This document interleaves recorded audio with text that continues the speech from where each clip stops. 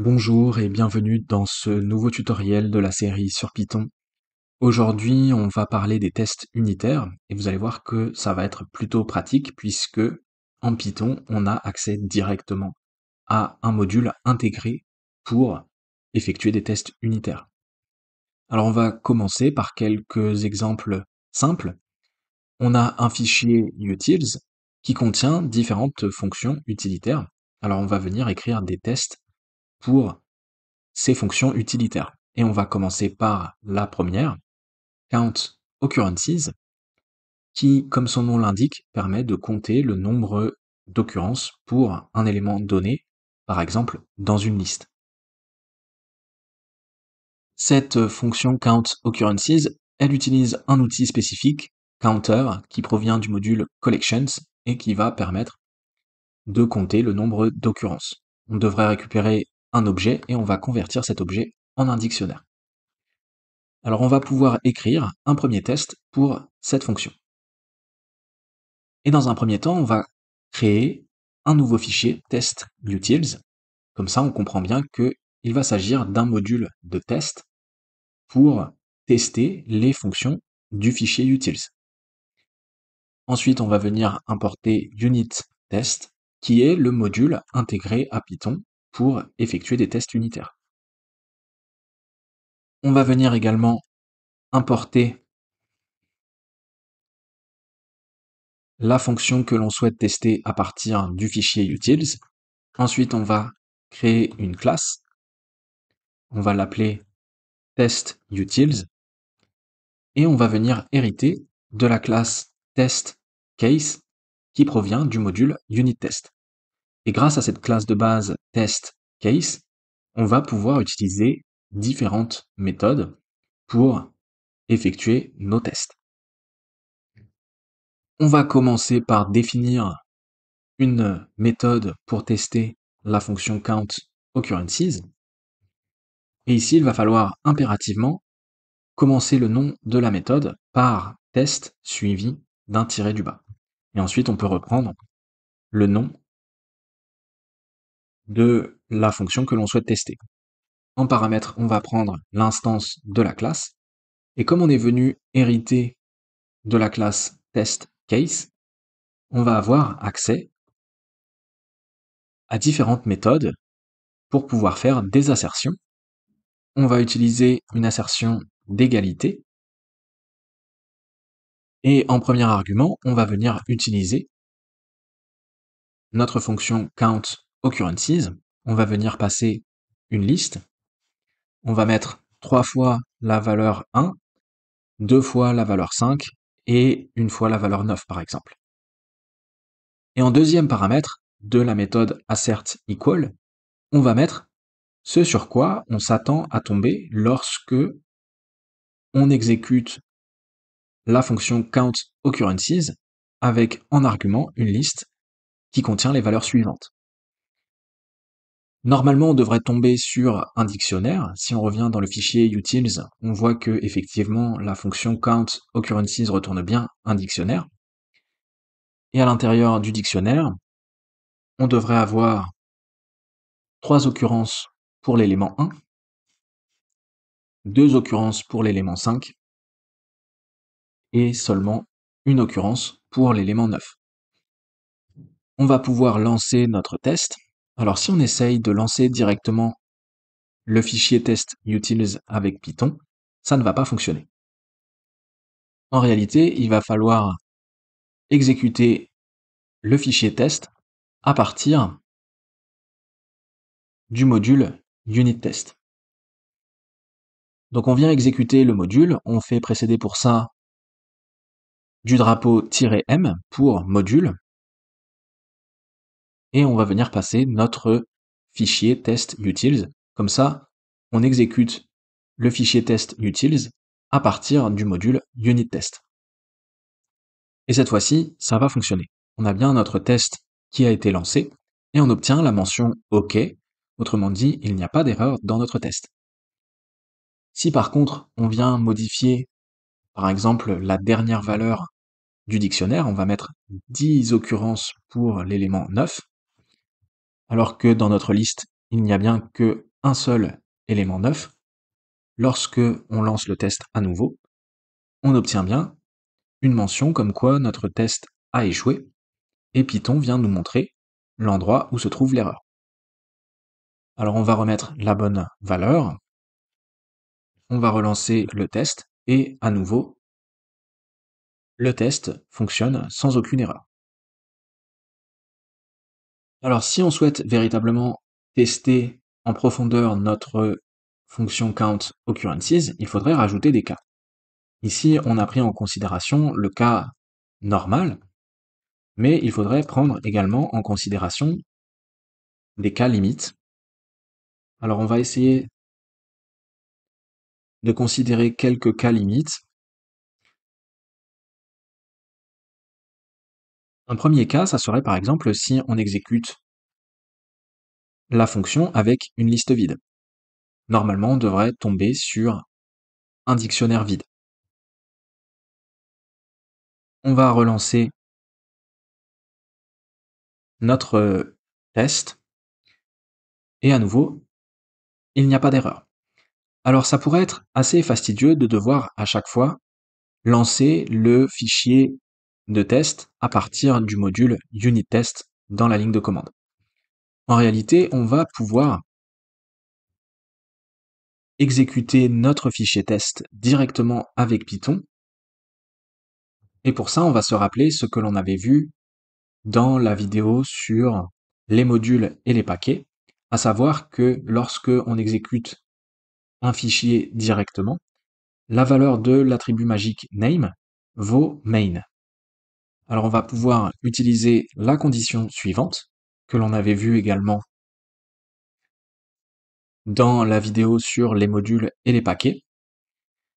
Et autrement dit, lorsque on exécute le fichier test utils directement, on va venir lancer la fonction main à partir du module unit test. Et maintenant, on va pouvoir exécuter directement notre fichier test utils avec Python. Et on voit que ça fonctionne, on a bien un test qui a été lancé, et on obtient toujours OK. On pourrait rajouter d'autres cas limites. Par exemple, si on vient lancer notre fonction avec seulement une valeur. Dans ce cas, on devrait tomber sur un dictionnaire avec une seule paire de clés valeurs. On lance à nouveau le test, et tout fonctionne. Autre cas limite que l'on pourrait considérer, si par exemple on vient lancer notre fonction avec une liste qui contient que des valeurs uniques. Dans ce cas, on devrait tomber sur un dictionnaire, et chaque valeur du dictionnaire devra être 1, donc une occurrence par élément. On lance à nouveau le test, et tout fonctionne. On pourrait également considérer le cas inverse, si par exemple on a une liste avec que des doublons à l'intérieur. Dans ce cas, on devrait tomber sur un dictionnaire avec à nouveau une seule paire de clés valeurs. Un autre cas limite que l'on pourrait considérer, c'est si par exemple on a une liste avec à l'intérieur des données de différents types. Ici, on a des nombres et des chaînes de caractères. Au niveau du dictionnaire, on devrait avoir 2 occurrences pour le nombre 1. On devrait avoir également 2 occurrences pour la chaîne de caractères 1 et une seule occurrence pour le nombre 2. On lance le test. Alors ici, on obtient une erreur, et c'est simplement parce que ici, il y a 3 occurrences pour le nombre 1. Autre cas limite que l'on pourrait considérer, c'est par exemple une liste avec des chaînes de caractères en minuscules et en majuscules. Dans ce cas, on va bien avoir dans le dictionnaire des clés différentes pour les majuscules et les minuscules. On lance le test et à nouveau, on obtient bien OK. Enfin, dernier cas limite que l'on pourrait considérer, il va s'agir d'un cas où on devrait obtenir une erreur si par exemple on vient compter un élément qui va être une liste et qui, autrement dit, ne peut pas être haché, c'est-à-dire considéré comme une clé dans un dictionnaire.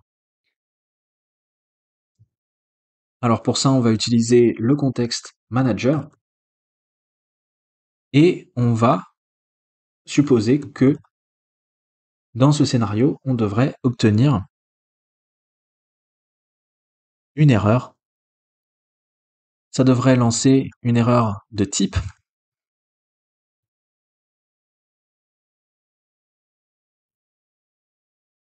Et ici, on va exécuter la fonction avec une liste qui contient une autre liste. On lance à nouveau le test et on obtient toujours OK. Donc, effectivement, lorsque on va lancer count occurrences avec une liste parmi les éléments, eh bien, cette liste ne peut pas se retrouver en tant que clé du dictionnaire. Et donc, ça va lever une erreur de type. Donc voilà, ensuite, on pourrait considérer d'autres cas limites pour cette fonction, mais on va pouvoir passer à la suite et venir effectuer des tests pour notre deuxième fonction.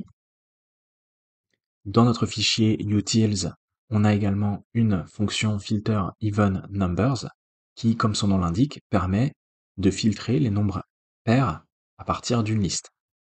Pour ça, on utilise une compréhension de liste et on vient récupérer uniquement les nombres impairs, autrement dit les nombres pour lesquels le reste de la division par 2 est différent de 0. Alors on va pouvoir tester cette deuxième fonction.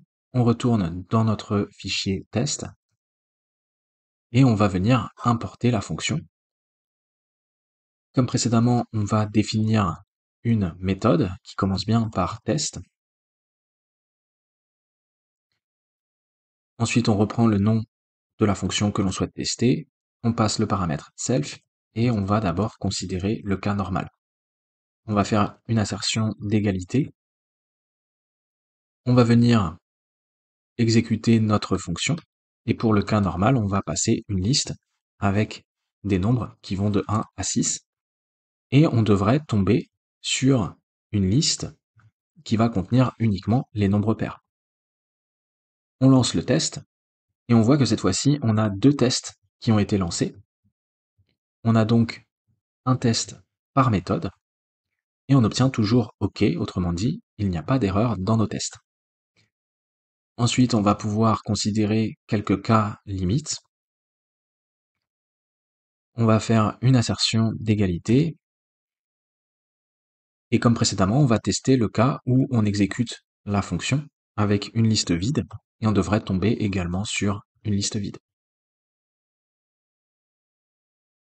Autre cas limite, c'est le cas où on vient renseigner une liste avec uniquement des nombres pairs à l'intérieur.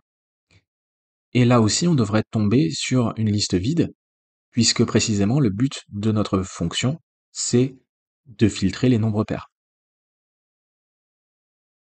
On pourrait considérer le cas inverse, si on a une liste avec uniquement des nombres impairs à l'intérieur, et dans ce cas, on devrait tomber sur exactement la même liste, autrement dit, aucun nombre n'a été filtré.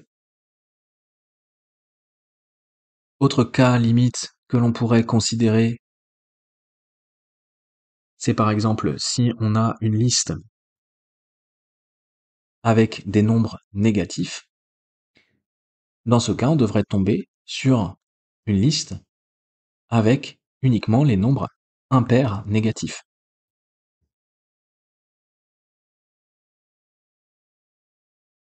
On pourrait également considérer le cas où on a une liste avec des doublons et on devrait récupérer uniquement une liste avec les doublons impairs. On lance le test et tout fonctionne. Enfin, on pourrait imaginer un cas avec une assertion d'erreur. Comme précédemment, on vient utiliser le contexte manager. On va faire une assertion de levée d'erreur. À nouveau, il va s'agir d'une erreur de type.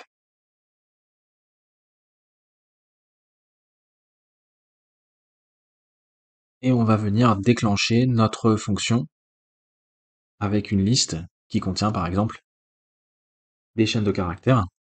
Et dans ce cas, on va pas pouvoir faire le filtre puisque on ne va pas pouvoir récupérer le reste de la division par 2 de notre chaîne de caractères. Donc ça devrait lever une erreur de type. On lance le test et à nouveau tout fonctionne. Comme précédemment, on pourrait rajouter d'autres cas limites, mais on va tout de suite passer à la dernière fonction. Il nous reste une dernière fonction à tester dans notre fichier utils, c'est la fonction reverse_dict qui permet d'inverser les clés et les valeurs d'un dictionnaire. Pour ça, on utilise une compréhension de dictionnaire. On va revenir dans notre fichier de test et on va venir importer la fonction reverse_dict. On définit notre méthode de test. On commence avec le cas normal.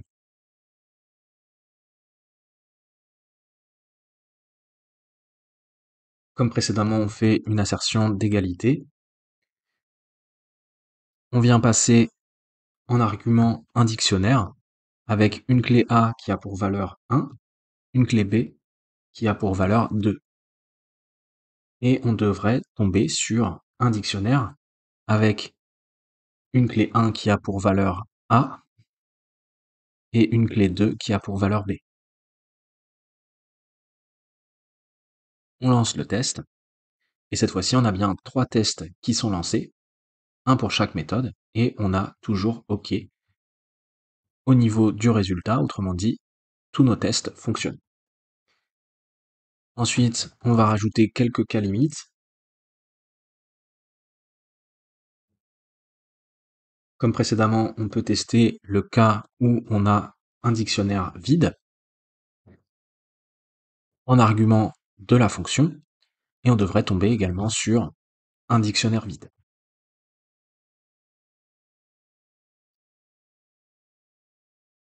Autre cas limite que l'on pourrait tester, c'est le cas où on a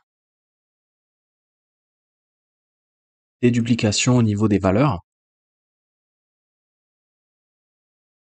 Alors dans ce cas, on devrait tomber sur un dictionnaire avec une seule clé, et au niveau de la valeur, on va tomber sur B, puisque au départ, la clé 1 va avoir pour valeur A, et ensuite on va réécrire la valeur pour la clé 1 qui va être remplacée par B.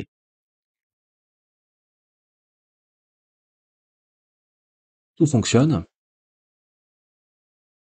On pourrait rajouter un autre cas limite où par exemple on a au niveau d'une valeur none et au niveau de l'autre valeur une chaîne de caractères vide. Que ce soit none ou une chaîne de caractères vide, ces deux valeurs sont hachables, elles peuvent être utilisées comme des clés pour un dictionnaire. On peut avoir none au niveau d'une clé d'un dictionnaire et on peut avoir une chaîne de caractères vide au niveau d'une clé d'un dictionnaire. Si on lance à nouveau le test, on voit que tout fonctionne. Enfin, on pourrait terminer avec une assertion d'erreur.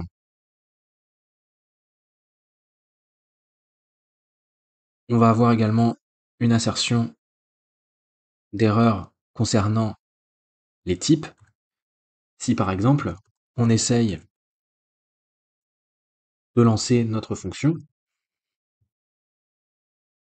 avec une valeur qui ne peut pas être hachée, par exemple une liste, effectivement, une liste ne peut pas être considérée comme une clé valide pour un dictionnaire. Et donc ça devrait lever une erreur de type. On lance le test et à nouveau, on a toujours OK, autrement dit, tous nos tests sont valides. Et voilà, comme ça, on a écrit différents tests en prenant en considération quelques cas limites pour nos 3 fonctions du fichier utils. Alors maintenant, on va essayer de faire quelque chose d'un peu plus compliqué en créant des tests pour une classe user. On a une classe user qui ressemble beaucoup à la classe user que l'on avait créée dans les vidéos sur la programmation orientée objet. Dans cette classe, on a d'abord une méthode init qui va nous permettre d'initialiser nos objets user avec différents attributs, un identifiant, un nom d'utilisateur, un email et également un mot de passe haché. Pour définir le mot de passe, on utilise une autre méthode, setPassword, qui à son tour va utiliser une fonction generatePasswordHash qui provient du module Verxug Security. On a également une méthode checkPassword qui va permettre de comparer un mot de passe passé en argument de la méthode avec le mot de passe haché. Et pour ça, on utilise checkPasswordHash qui provient également du module Verxug Security. Ensuite, on a une méthode updateEmail qui va permettre de mettre à jour l'attribut email.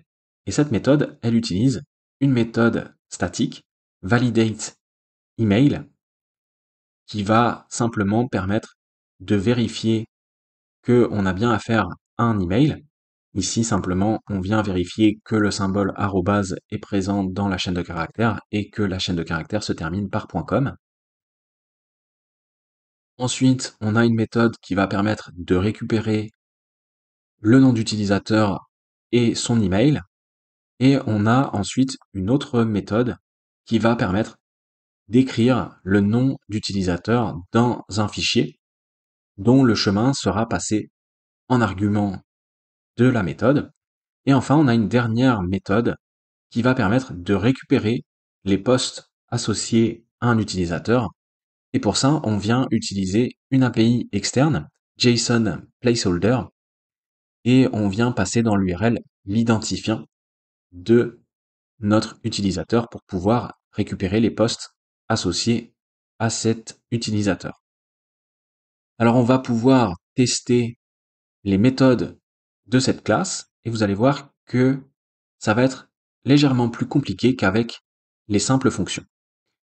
Comme précédemment, on va venir créer un fichier test user. Et dans ce fichier, on va pouvoir tester nos différentes méthodes. Comme dans le fichier de test précédent, on va commencer par importer unit test. Ensuite, on va venir importer la classe user à partir du fichier user et on va définir une classe test user qui va hériter de la classe test case. Ensuite, on va définir un premier test pour la méthode setPassword. Et dans un premier temps, il va falloir créer un objet user.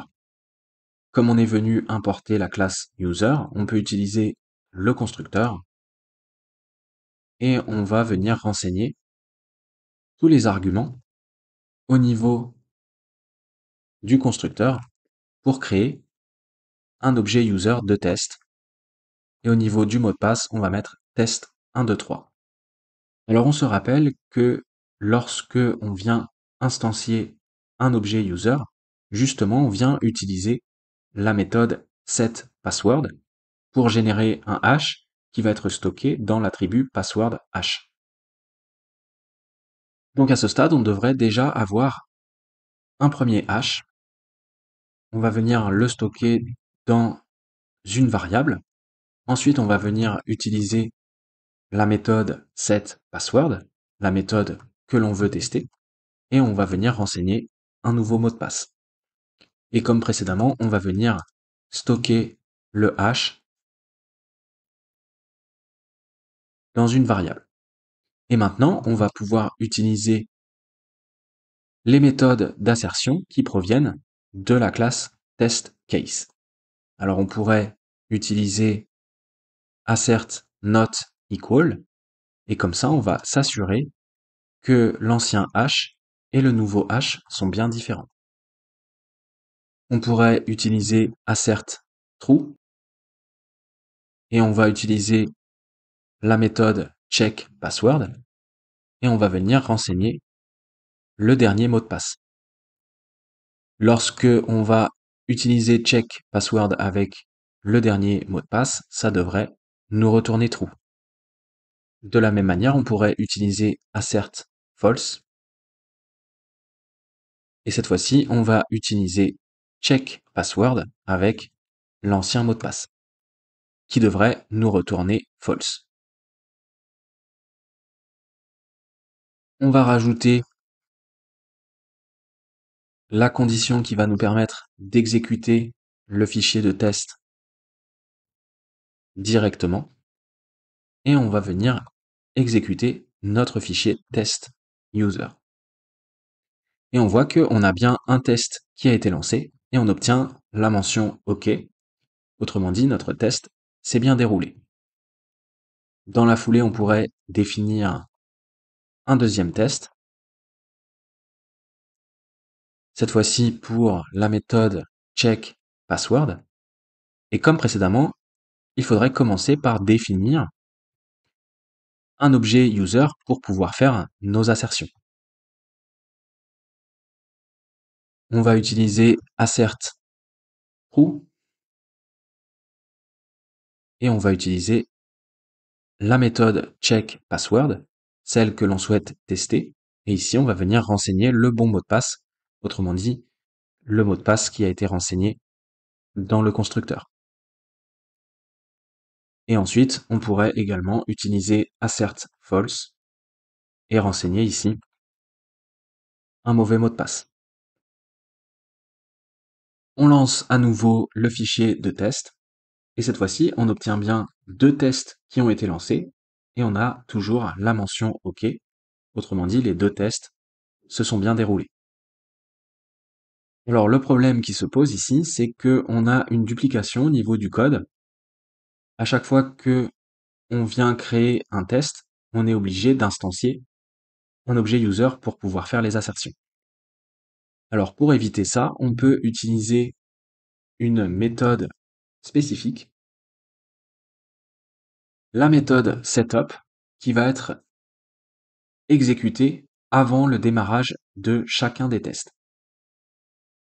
Et ici, on va pouvoir définir un attribut user et on va venir créer notre objet user avant le démarrage de chaque test. Et comme ça, maintenant, on peut se débarrasser des objets user que l'on avait créés dans les méthodes de test. Et maintenant, il va suffire de faire référence à l'attribut user en utilisant l'instance de la classe. On vient rajouter le mot-clé self devant user.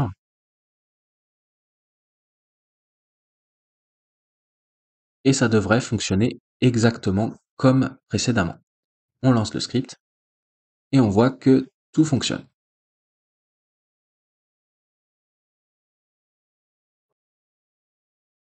On poursuit avec nos tests. On va d'abord tester la méthode validate email.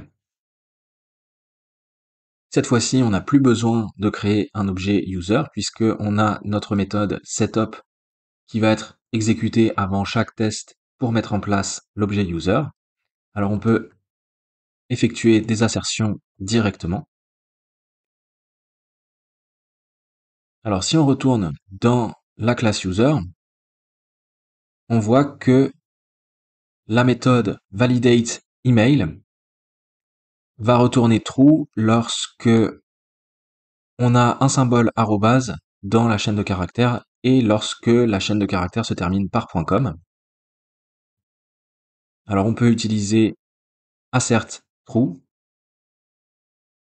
On va venir utiliser la méthode validate email et ici on va pouvoir renseigner un email valide avec un symbole arrobase et qui se termine bien en .com. On pourrait effectuer une deuxième assertion avec un email différent et on pourrait également utiliser assert false. Et cette fois-ci, on va renseigner un email invalide, par exemple sans symbole arrobase, et on pourrait également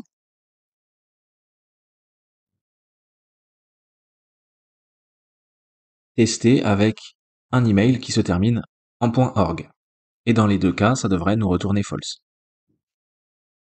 On lance notre fichier de test, et cette fois-ci, on a bien 3 tests qui ont été lancés, et on obtient toujours OK, donc il n'y a pas d'erreur dans nos tests. On va poursuivre avec un test pour la méthode update email. Alors si on revient dans le fichier user, on voit que au niveau de la méthode update email, on a d'abord une condition pour valider l'email. Ensuite, on met à jour l'email si l'email est valide et on vient retourner true. Autrement, on retourne false. Alors on peut déjà faire une première assertion, assert true. Lorsque on vient utiliser update email, on va venir renseigner un email valide et ça devrait nous retourner true. Ensuite, on peut utiliser assert equal et on va venir comparer l'attribut email qui normalement a été mis à jour avec la valeur que l'on a renseignée à la ligne du dessus. On pourrait également faire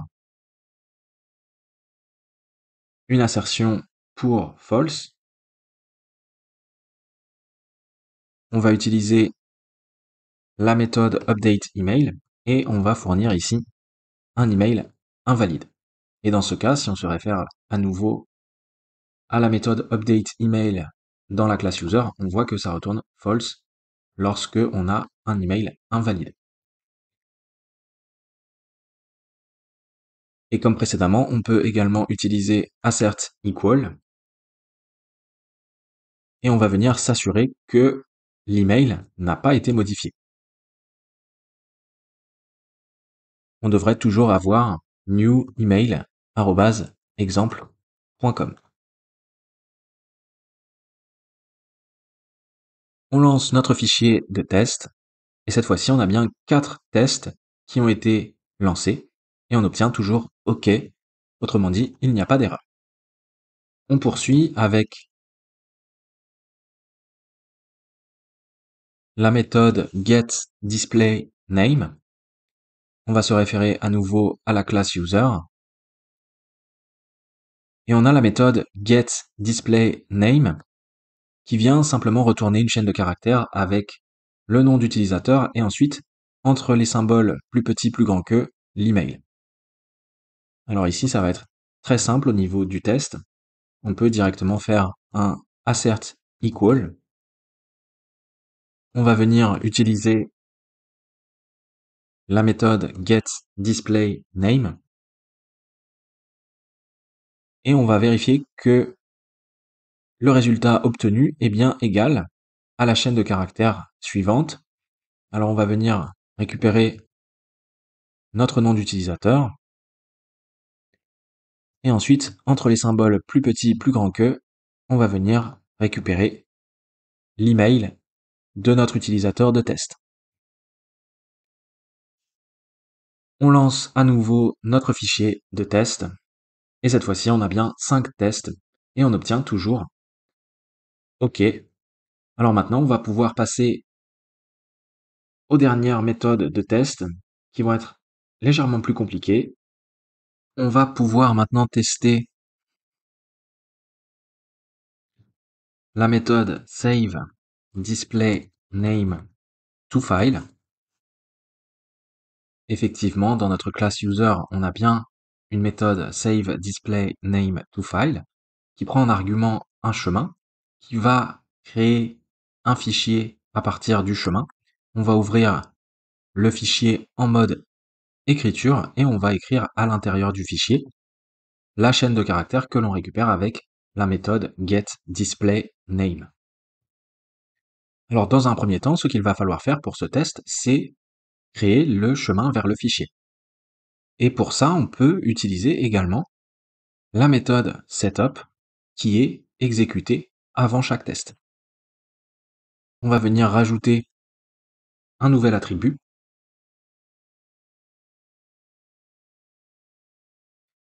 et on va venir renseigner le chemin de notre fichier texte. Alors idéalement, ce qu'il faut faire également, c'est venir supprimer le fichier créé par la méthode après l'exécution de chaque test. Alors pour ça, on peut utiliser la méthode teardown, qui provient également de la classe testCase, et qui va être exécutée après l'exécution de chaque test.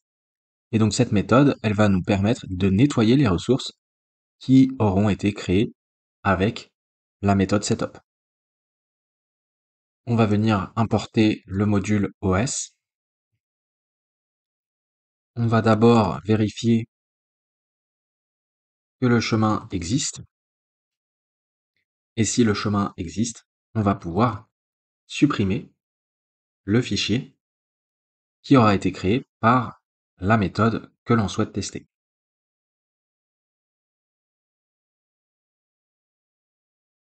Et maintenant, on va pouvoir tester la méthode. En argument, on va venir renseigner le chemin qui aura été créé avant le test grâce à la méthode setup. Ici, on va pouvoir faire une première assertion.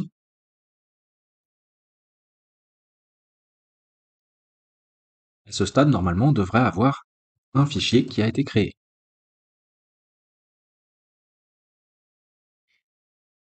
Ensuite, on va pouvoir ouvrir le fichier en mode lecture. On va venir récupérer le contenu du fichier et on va s'assurer que le contenu du fichier correspond bien à la chaîne de caractères que l'on obtient avec la méthode getDisplayName. Et on va passer la chaîne de caractères qui correspond à notre utilisateur de test. On lance notre fichier de test et on obtient bien 6 tests qui ont été lancés et on obtient toujours OK. Autrement dit, tous les tests se sont déroulés correctement. Alors notez au passage qu'il existe également 2 autres méthodes qui vont être le pendant des méthodes setup et teardown, mais qui vont être des méthodes de classe. Et ces méthodes, elles vont être exécutées pour la méthode setup avant l'exécution de tous les tests. Et pour l'autre méthode,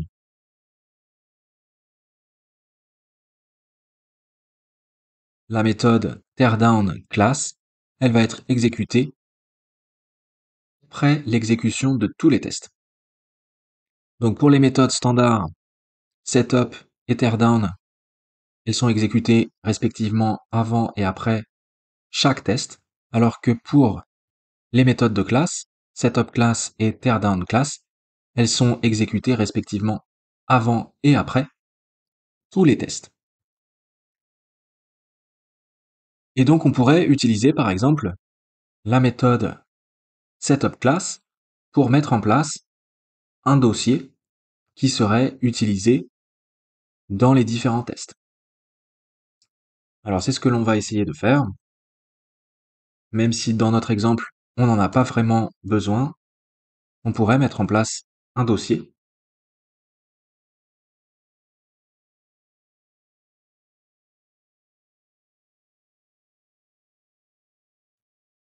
On utilise un attribut de classe et on vient créer un dossier avant l'exécution de tous les tests. Si on lance notre fichier de test, on voit qu'on a bien un nouveau dossier test directory qui a été créé avant l'exécution de tous les tests. Et ensuite, on pourrait utiliser la méthode teardown class qui est exécutée après l'exécution de tous les tests pour supprimer le dossier de test.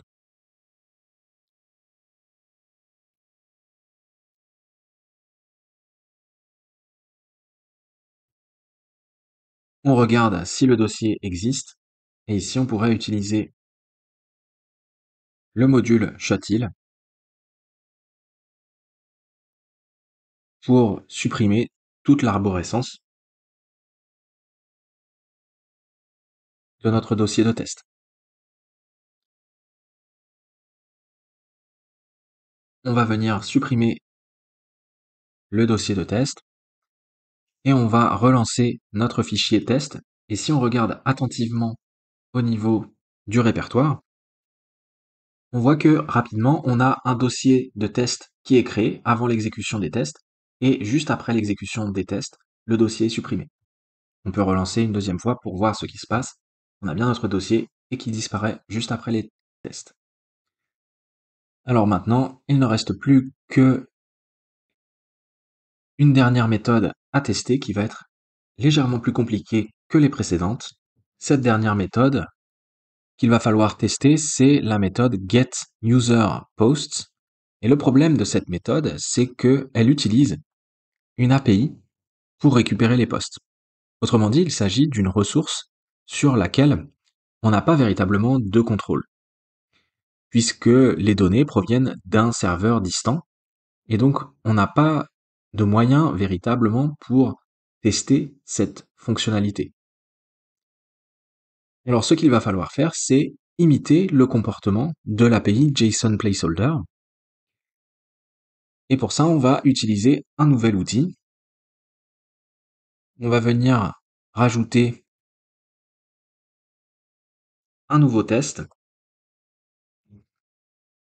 pour la méthode getUserPosts et on pourrait tester le cas du succès lorsque l'API retourne des posts. Et ici, on va utiliser un nouvel outil que l'on va importer toujours à partir du module UnitTest. On va chercher le paquet mock et on va venir importer le décorateur patch.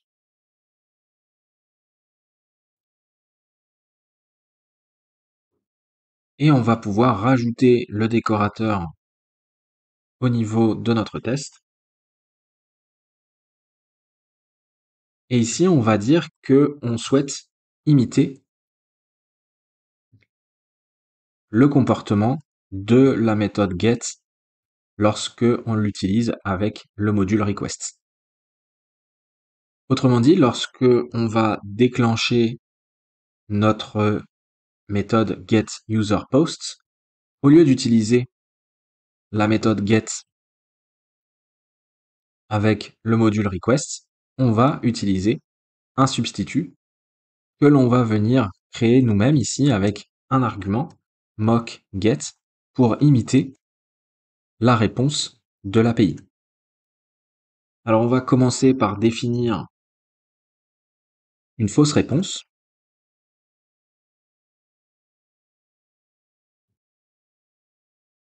On va définir une liste de postes. Ici, on va prendre l'identifiant qui correspond à notre utilisateur de test. On avait mis normalement 1. Et ensuite, on va essayer de reprendre les données telles que on les aurait avec notre API JSON placeholder. On a d'abord l'identifiant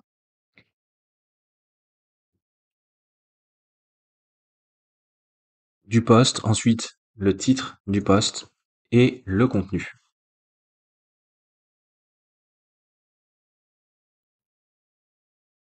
On pourrait rajouter un deuxième poste dans la réponse. On va conserver le bon identifiant. On va changer l'identifiant du deuxième poste et le titre et le contenu. Et maintenant, on va pouvoir imiter le comportement de la méthode get du module request en définissant une fausse réponse. On va rajouter une valeur de retour pour le status code. Ici, lorsque on essaye d'imiter une requête fructueuse, on va mettre 200 au niveau du statut. On va également rajouter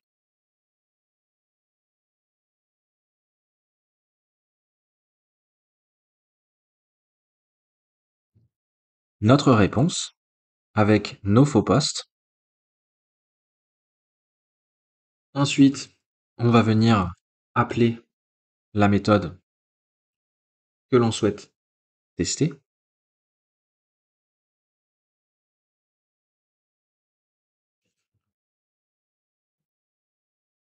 Et lorsque on va appeler cette méthode, au lieu d'utiliser la réponse de la méthode get du module request, on va utiliser la réponse que l'on vient de créer juste au-dessus.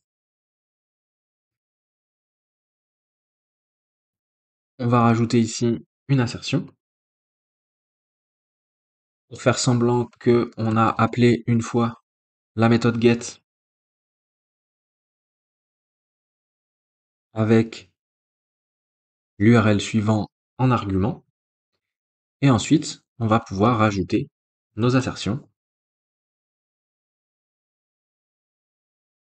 On va vérifier que les posts que l'on obtient lorsque on utilise la méthode getUserPost correspondent bien à la fausse réponse que l'on a créée juste au-dessus. On va s'assurer que on récupère bien 2 posts.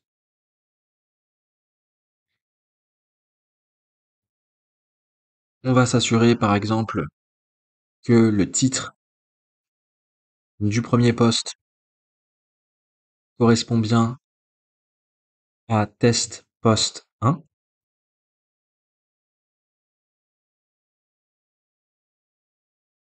Et on pourrait également s'assurer que, par exemple, le contenu du deuxième post correspond bien au contenu suivant.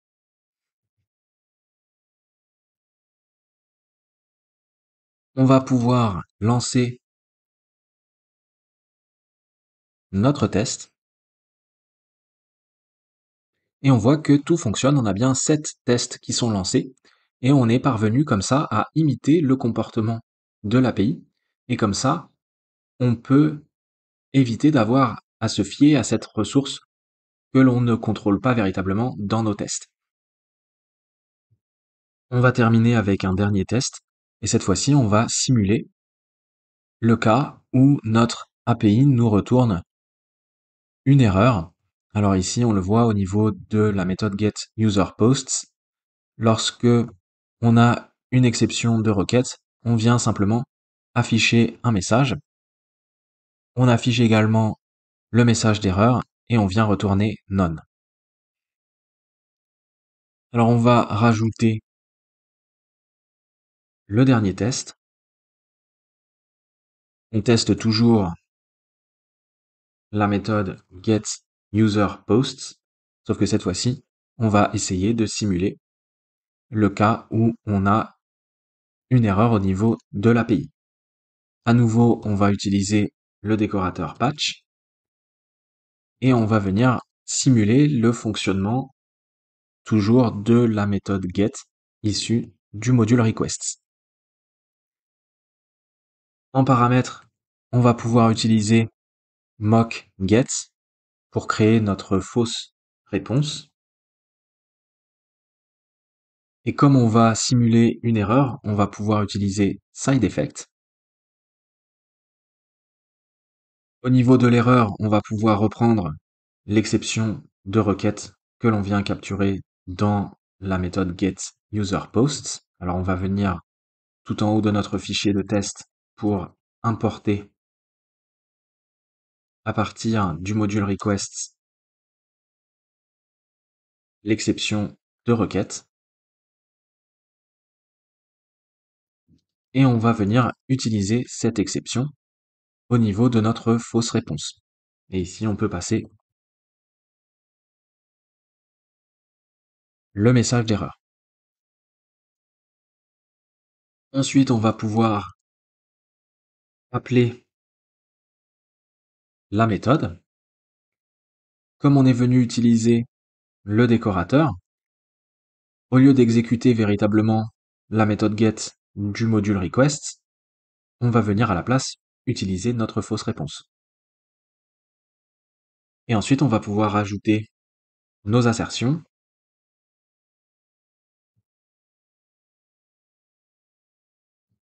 On va d'abord supposer que on a appelé une seule fois la méthode get du module requests avec cette URL. On a bien l'identifiant qui correspond à notre utilisateur de test. Et normalement, comme on l'a vu au niveau de la méthode getUserPosts, on devrait obtenir le message suivant qui contient le message d'erreur et en définitive, on retourne none puisque on n'a pas réussi à récupérer les postes. Donc on va pouvoir rajouter une assertion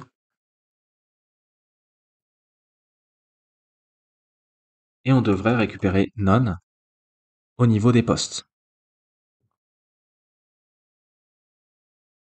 On lance notre fichier de test et on voit qu'on a bien 8 tests qui ont été exécutés. On récupère ici le message d'erreur. Tout fonctionne correctement. On est bien parvenu à simuler notre requête vers l'API lorsque on a une erreur au niveau de la récupération des postes. Et voilà, c'est à peu près tout ce que je voulais vous montrer sur les tests unitaires en Python. Alors j'espère que vous aurez apprécié cette vidéo et je vous dis à très bientôt pour la suite de la série sur Python.